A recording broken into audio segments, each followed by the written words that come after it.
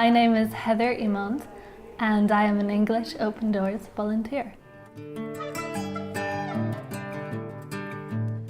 I studied international politics for my bachelor's and international relations for my master's. I was working for local government in Edinburgh, so I did a traineeship in economic development and then I worked for 6 months in external affairs. So I did a lot of political events, a lot of work with ambassadors and different partnerships within the city of Edinburgh, and I learned a lot, but I really wanted to travel, which led me here. I was placed in Antofagasta in the north of Chile in the 2nd region, where I was in volunteer service too for 7.5 months. I'm really interested in international development, and a huge partner in international development is government. So because this one is actually funded by the United Nations Development Programme and the Ministry of Education and the Chilean government, I just thought that it would be a programme that had scale, it had reach and depth, great local knowledge. If it's been delivered by the government, they would have a real drive and a real knowledge about where the needs were and where we can make most impact. So this is what led me to this programme. It's just the strong partnership. Well, the first thing is that there's a very coherent structure to the application process. It's very quick and efficient, and there's a lot of checkups to find out how you're progressing on applying, and you definitely know where to go to if you have any questions for that. Then you actually arrive in Chile, you get your visa, and people are making their way from their home countries. Some people are already traveling, they're all coming in. So there's this idea of everyone congregating in Santiago. There's a real exciting atmosphere, a real party atmosphere around this, everyone coming together to do this wonderful project. And then you obviously have the orientation. It's very in-depth. You're taken through teaching, sort of cultural adaptation. It's a great help. You also meet all the other volunteers in your service. So there's this idea, you make friends, then you all depart and go to your cities, but you still have the contacts. Everyone's talking through social media, they're sharing lesson plans. Also, if you have questions, you can ask your friends, and sort of, it's just really, so you don't feel so alone. Even though you are in your region and you're focused on your community, you still have your friends. I've done some TEFL online. I think when I was doing the orientation in Santiago and you're actually being told to get up in front of fellow volunteers and do micro teaching, I think you realize how online TEFL training is great for learning actually the technicalities of the language, but when you're actually in a classroom in Chile, you really need to know the performance aspect. You're performing to your students, so you get a taster of that in the micro teaching. I think is really helpful, just to get you to probably be more nervous in front of your peers. It's easier to perform to the students on the one hand because you're in a position of authority, but on the other hand it's harder because you actually have to teach them. It's important you're departing wisdom. But the micro teaching is definitely a good sort of step into that, I think. Antofagasta is quite far north. It used to belong to, I think, Bolivia, but now it's part of Chile. It's between the ocean and the desert. A lot of people think Antofagasta isn't the most beautiful city that you'll come across in Chile, but it's definitely got a very unique atmosphere. It's very relaxed. People in Antofagasta will say that in Santiago everyone is stressed. Then they come to Antofagasta and they're all relaxed. There are so many beaches, so many satellite towns that are very relaxed. So that's the city, very sunny, very peaceful. My host family, I was staying with in a wonderful neighborhood, very safe, very secure in the south of the city, called Coviefi.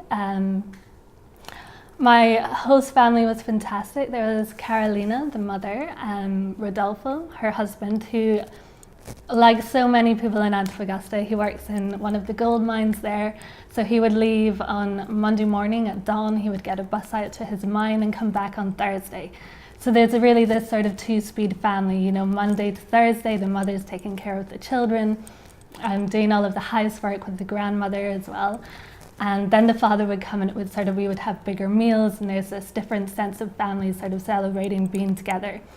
Because family in Antofagasta is so important and they love the children. As well, we had Adriana, the grandmother, She split her time between Antofagasta and Santiago. And we also had Hillary. She worked as a sort of domestic help in houses in Coviefi, but she used to, I think, babysit the children. So she was there as well. There was the dog Titan and the two children, Rodolfo, and we called him Rodolfito because he was the young son, he was 10 years old, and Catalina, the daughter, and she was 15.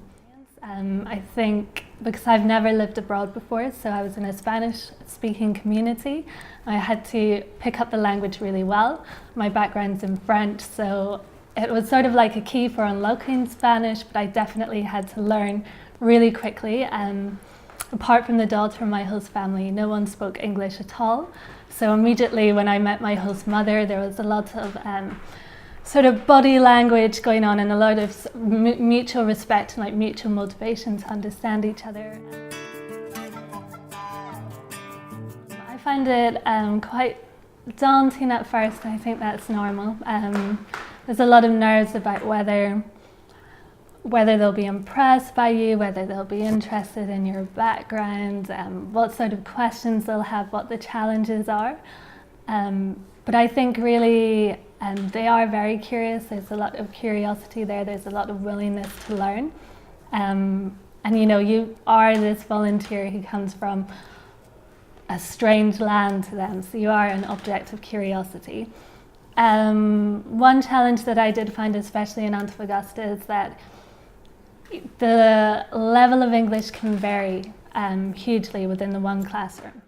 But because it's the public education system, they don't always have the resources to sort of split people up into groups. So you're there, and I think it's your responsibility, your obligation as a volunteer to come up with the lesson plans that can give something to everyone. So that takes a lot of work behind the scenes to think that through, but it is doable, and as a volunteer, I think you should be dedicated enough to do that. So that was probably my main challenge, but it also was one of the aspects which was most rewarding, when you could see both your student with the most talent as well as maybe your student who was the most nervous. When they're both getting involved in the one activity, when they have mutual respect, when you can feel like you created that, then that's a wonderful feeling. Personally, it's had a huge impact on, I think, just in courage building, just, you know, take a risk, be willing to sort of step in front of people, step in front of a classroom, step into the unknown, and just start. Because you not only, you don't know how much what you do is going to mean to the children, because it really does, it means a lot, but you also don't know how much it's going to change you, how much it's going to impact you, which is probably perhaps even more than the children when you realise the effect that you have. So I think just to take this opportunity and to take that step, you should take that courage that you have and you should apply it to other things. Also, it's just being able to help and the reward that you see. I really want to take that sort of that moral aspect of the work of you know, educating children and apply it to new projects. But in a similar way, you know, in the sort of third sectors, NGOs, in collaboration with government, to really making an impact. So professionally as well, just being able to work for such fantastic organisations sort of on the front line. There's a lot going on, a lot of political issues, but still trying to deliver with limited resources the best and the most that you can. And so I want to look for new projects which have a similar sort of ethical compass, a similar sort of mission, and take the courage that I learned from taking this one step and apply it to these future projects. So personally, the courage, and professionally, new projects. I think it was being able to watch the students grow, that you would see that at first there was a lot of confusion. I think it goes from a huge excitement that you're there to them realizing, oh no, we actually have to work in class. And it's sort of, so it does go down a bit, and then they start, you know, they might start getting confused, or they might start acting out, but then it's sort of, it levels off, and then you see the learning and the curiosity kicking in. And it's when the students start asking questions, you know, when it's not just you're asking them questions, but they're asking you questions about English. They come to you and they're like, how do you say this in English? Or what does this mean in class? Or they're curious about you, like, you know, we do this in Chile, what do they do in your country? So it's when you start seeing the students, not just the first rush if it's someone new and it's someone foreign in the school, but when they start actually thinking about the language and what it can do for them, you know, things that they see and they think, oh, this is someone I can actually talk to about. So it's really being able to see the journey that the students go on with you and seeing how they grow. The greatest lesson that I've learned is, I think for teaching languages, in this sort of classroom where you may be doing some writing, but it's really about questions, it's about speaking, and it's about confidence building. Really just how much of language is not written down, how much is not just words in a book, but about making language come alive. And you know, where the understanding lies between two people who speak different languages and they're engaging in a conversation. It's not always where you think it's going to be. It's definitely not in sort of perfectly correct grammar. It's sort of in shared humor, in shared interests, or even just a moment that you suddenly understand each other. And I think that's a huge lesson that I will use when I communicate with my friends internationally. I know a lot of people all around the world, but just realize those cultural differences, they don't separate you, but rather they're a means of growing and of learning. So that happens every single day in my classroom, and I can now go and take that out into the world and see where else it can happen. Where else can you discover understanding? I think definitely in the world today that traveling, doing an experience like this in a country that has a lot of potential but also a lot of problems, I think you'll learn a lot about the world and where it's going, and you have to get out there and sort of be on the front line and be in a classroom to understand it and to have a sort of very visceral understanding of, you know, this world and how it's changing and how you can make an impact. So I would definitely say have the courage, go and do it for a short time if you're not sure, but definitely it's worthwhile. There's so much to see. Not only will you be learning language, but you'll be giving so much to the students.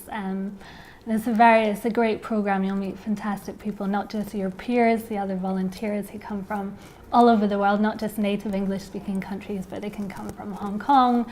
I was working with someone from Hungary, so you'll be meeting a sort of international community that you'll probably stay in touch with for many years to come. But also in terms of if you want to work internationally, if you want to have an impact, then this is a great way to start, get some experience and get the courage that you will need to sort of do this for the longer term. So definitely worthwhile.